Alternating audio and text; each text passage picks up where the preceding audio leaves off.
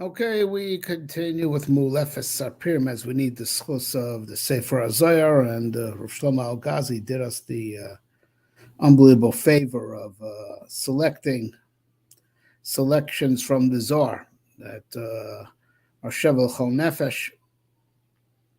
Let's get to.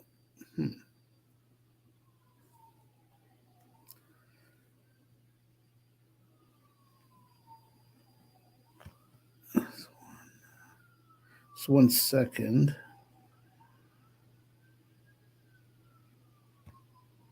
I've got to pick it up on my screen.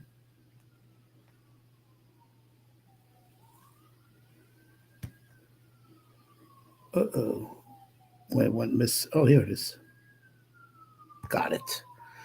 All right. So now,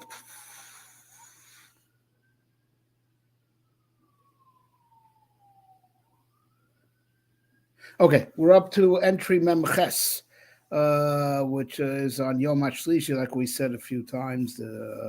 This book was meant to be done on a 30-day cycle. So entry Memches. Kol Sefer Shmos, Daf Kuf Chav Ches Amid Aleph.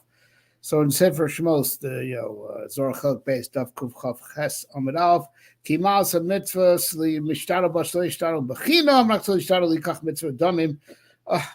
That it's a big mile for mitzvahs. It's a big merit for a person doing a mitzvah to really work hard to attain, the mitzvah, like spending money on it. A person should not want to get, his let's say his esrog for a dollar minimum for free. He should want to pay for it. He should want to show the love for the mitzvah that's worth money to him.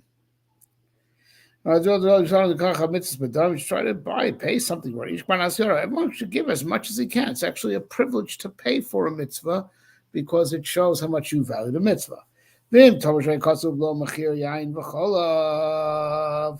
Sefrek the Zohar, Nabi Yishai says, actually,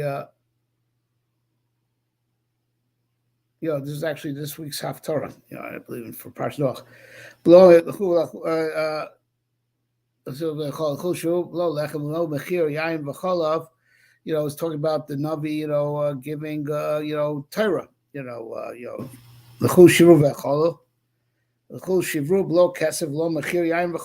come eat, without money, without, paying what you would pay for wine or for milk. No, so that says the Zohar. That's dafka by limud Torah. Shekomi should say yiskeba b'chinam. Right? Anyone who wants to merit Torah can have Torah for free. You don't have to spend money for Torah. Anyone who wants Torah can have Torah. So aside from the fact that there's halacha that the teacher shouldn't teach Torah, he should be like Moshe Rabbeinu taught b'chinam. He taught us for free. So also a teacher Torah should teach for free. But it's also, on the other hand, you don't have to spend money to learn. Just your cheshek to learn is good enough to show that you value learning, and you'll be zocher to Torah if you don't spend money on learning Torah. Now, and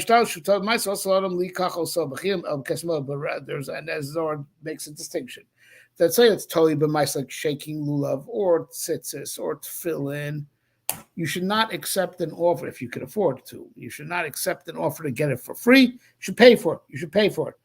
It's also the Zohar calls it prohibited to accept it for free. You should pay full price for it. Of course, the Zohar means it's also for someone to accept for free if he could pay for it. He should pay full price. The feature of Zohar also my ruach kedusha b'schar shalom, because listen to this. Mitzvahs, if you want mitzvahs aside from fulfilling God's will, that you're obligated to do the mitzvah, he wants you to do the mitzvah, but it's something else. You want the mitzvahs to make you evolve and become a holier person because you did the mitzvah. There should be a divine spirit resting on you. The divine spirit of a mitzvah will not rest on you if you didn't pay for that mitzvah. It's only if you paid full price for that mitzvah, the divine spirit will rest on you. The type of divine spirit that's designed to rest on you in response to that mitzvah will only rest on it if you took that mitzvah for full price.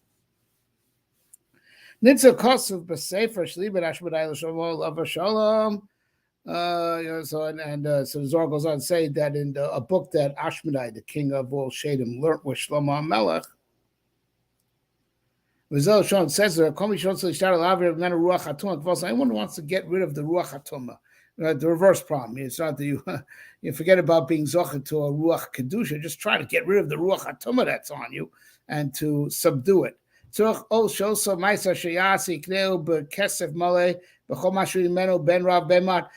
say someone's going to do a zgula, take off the ayin ora, or to in any way, do a lachash or a zgula, right, to get rid of the ruach tumah. Also, then you should pay for it.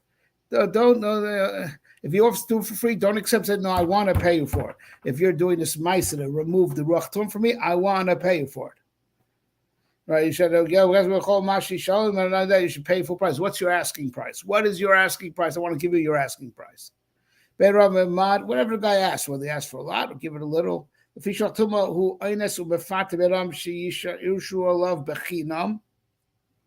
Right? Right? Because just the opposite. Ruach HaTumah is an amazing point that's being made. Ruach HaTumah he comes for free. Baby, he comes for free. The Yetzer Hara, he comes for free. The Ruach HaTumah comes for free. Right? He doesn't demand effort. He just wants you to do what he wants, and he'll put on you the Ruach HaTumah for free. He's just out there to cause you sin. He doesn't want you to have to spend money on your sinning. He's out there. He doesn't care. He doesn't want you to get a sin. He doesn't care if you do the sin for free, and he for sure, for his part, will just put on you Ruach HaTumah for free. So amazing thing, the Sitra Achra does stuff for free, and that's why so much Sitra Achra in the world. People want free stuff. I think the demand for socialism, and there should be universal wage. Why? Kacha. Your housing is a right, not a privilege, etc., etc. All that socialist talk, is all because of the Ruach HaTumah in the world. The Ruach HaTumah wants things for free. It doesn't want the opposite of the Ruach HaTumah. He doesn't want to make you work hard to get the Ruach HaTumah that he wants to put on you. Don't work too hard. I'll give it to you just for the most minimal effort. And it doesn't have to cost you anything. That's why, with the Sitra Kedusha, that costs money. You got to work hard. What's really good, you got to work hard and you got to pay for. What's tameh, that's what you get easy and that's what you get for free. But the Ruach of Kedusha, you have to work hard. So you see, you don't get it for easy. You don't get it for, you don't get it easy. Learning was never meant to be easy. Doing mitzvahs never meant to be easy. It's work. Ubekasman also costs money. That publication that we're always out against, that publishing house, they did it halfway. They don't want to give you Torah without a shtalis, but they do make you pay kesef mole. I guess that's our consolation, because they don't do it for free. But anyways, for Torah, you have to work hard and you have to be willing to pay top dollar. Okay. Lamila. Kosav b'seiv breish dafikum rav zel shol b'seiv chano kosav v'ofev zel yo shtos dal tizli matzi bris mila zochi lachel kisei v'aski pezik yishav v'lov eno bal sham. As far as bris mila, right? I'm not sure why it's here because he always does things that in this half of the book it's just somehow related to Techa. But over here, regarding bris mila, Zohar says in dafikum rav that in the Sefer Chanoch. Sefer that was written by Chanoch, right? That wasn't it was written in Chanoch. I don't know. It means maybe it got added later in the Sefer of Chanoch by a later tradition. But regarding it says regarding Vofi Ofef, the birds that fly, were mentioned by my spread Yom HaChamishi when birds were created.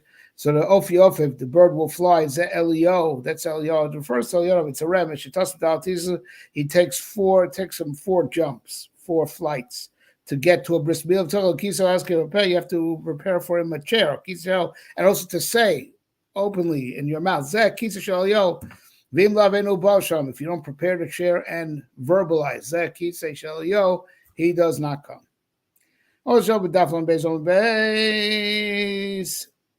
Right. And also over there, it's right written in the Zohar, Daf Lam Beis on Beis, Zohar Chelikaf, Lam Beis on Beis. Before Brazil, when there was, I was talking about Shiras Devar, before Pros Yisrael, right? That literally means when it's a double lashon reinforcing that when bad things happen to Jewish people, or pur aniot before pro, right? But the Zohar says Rosh Hashanah Priya. It's a remez. Actually, Am Yisrael did not do Priya; they didn't do bris milah fully. They just took off the foreskin, they didn't roll back the membrane and do Priya. Ashbos articulate Priya, and then Dvorah. This is in Shiras Dvorah when she had the victory. So before Rose, now Am Yisrael is doing Priya, so it's part of the victory song, and that's why now they were victorious in Sitra Achra because they're doing Priya again. Now, what I'm guessing is I see is going to be another piece on bris milah over here. My guess is because Torah and bris milah have come from a common shurish. They're both called bris. They're both, milah connected called Torah Kula, just like Talmud Torah is connected Kula. Matter of fact, the word bris is 612, plus the plus the mitzvah itself is 613. And also we know that there's a similar framework to Torah and bris. That the Torah was given on the 50th day, which is the first day of the 8th week. So there's 7 weeks, which are parallel to 7 days of Tumah, of Zava, or the 7 days where the Orla is still there. Then it's the 58 ushers in the 8th week, right, when Torah was given. So there's a lot of commonalities in Madrega between bris and the Metzias of Torah. Something about that bris, even though Milah is just one of 630 mitzvahs, that has something that makes it connected all the mitzvahs, which puts it, kilo on the madrega of Torah. Okay, and I guess that is the connection, I'm guessing. And now here in entry Nunav, because of Sefer Bamid, Daf Kuf Samech Vav Amirav. So now in Sefer Bamidbar, that's Zohar Chel Gimel Kuf Samech Vav Amirav. B'Shem Tosefta. There's actually parts of Zohar called Tosefta, right? Additions. Tosefta, again, like I said, the Zohar as we have it is a composite of a lot of different chiburim that are of antiquity, not equally of antiquity, and they all have their roots in the base medrash of Shem Bar Chai. So there's the Tosefta, which is it's not the Tosefta written by Rabbi Chia that's in the back of the Gemara we're talking about. There's parts of Zohar called Tosefta, presumably because they're added later, or whatever it is. It wasn't, but okay. And so the Tosefta over there is when a person is circumcised, he has a bris milah, the Shekhinah goes before him. Walk before me and be whole. And be whole. This is this week's parsha. This is when our Kadosh Baruch Hu is commanding Avram to do bris milah. Walk before me and become whole. Look, if Hayei Tamim v'Yisalach, but it doesn't say be whole and then walk before me, right? So walk before me and be whole, right? It doesn't say be whole and then walk before me. Right now, where you are not circumcised, you're walking before me. So it's now. Then do bris milah, and then it's going to change. You're not going to be walking before me. I will be walking in front of you. I'm going to walk before you. Right? I'm going to as a protection. Because when a person is gemalt, when he has a bris milah, it's like he's connected to the Shekhinah. Mikan, from here we learn right? Right, a man cannot go after the woman. Right. All right. Now, I'm not sure. I have to be honest. I don't know how this is the shtims. I mean, I'm learning this together with you in real time. And whatever he's saying over here is presumably written, in Zohar and Zohar language in the location they says he took it from. Right. Now, of course, this halacha, a man should not walk behind women, says he shouldn't have hirhurim as he walks behind her and sees her body movements. And I'm not sure,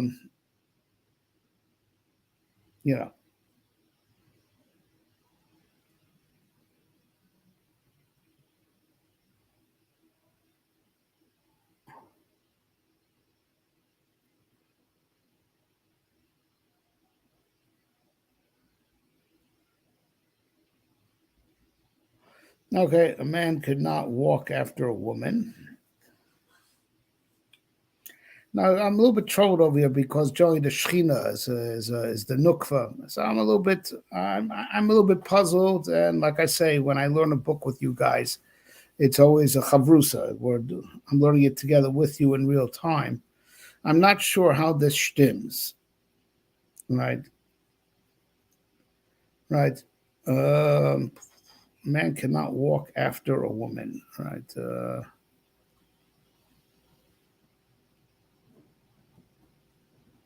All right. I'm not sure how it stims. I would have to look it up. If anyone's following the series, send me a reminder to look it up. Right, he walked together with God. Right, so Avram is before and Noach is with. But Avram is before, says the Zohar, that's until he had bris milah. Then Hashem is in front of him, walking ahead of him to guard him. All right. So Noach is nishtahin nishtaher. Noach is not, God is not ahead of him, and he is not running ahead of God. What's the explanation? So the Zohar says interesting cheshbon, because we know, that Noach, Rashi brings the chazal, I believe that he was nolad mahu. Noach was born already without a foreskin, right? Right. So the Zohar makes a very interesting cheshbon over here. Okay, we walk with God. The fish prayer. See, because referring back to what we said before, Noach may have been born mohu, but he didn't have priya. He didn't roll back that membrane. So he was mila beli priya. So now, on the one hand, since he was, partially gemalt, partially with the bris milah, right? He didn't walk before God, because before God is what Avraham Avinu was doing. Well, he didn't have a bris, right? But this guy, he has half a bris, so he's not going to walk before God. But God will not walk in front of him either, because he doesn't have a full bris, because he's lacking priya. So and therefore God walked with him, not ahead of him because he didn't have a full bris milah, and not behind him because he did have part of a bris milah. Here's what it's saying, and that's the way it is by Am Yisrael also. When we are tzaddikim, Hashem goes before us. And the Zohar is also referring to, this is referencing another Zohar that said, Mandid Gazar Ikri Tzaddik. Everyone has a bris milah is called a tzaddik.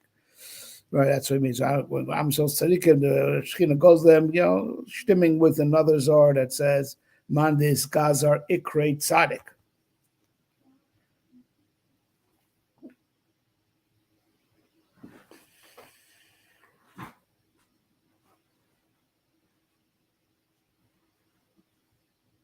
All right, the next shtickle is a very long one. All right, so we're going to stop here. And believe that I'm going to look up that Zohar that he referenced just now to see how it stims. Then Mikan Sheine Shachol Harisha, that's Bamiras. I'm going to take a look. Believe that. Okay, we will stop here.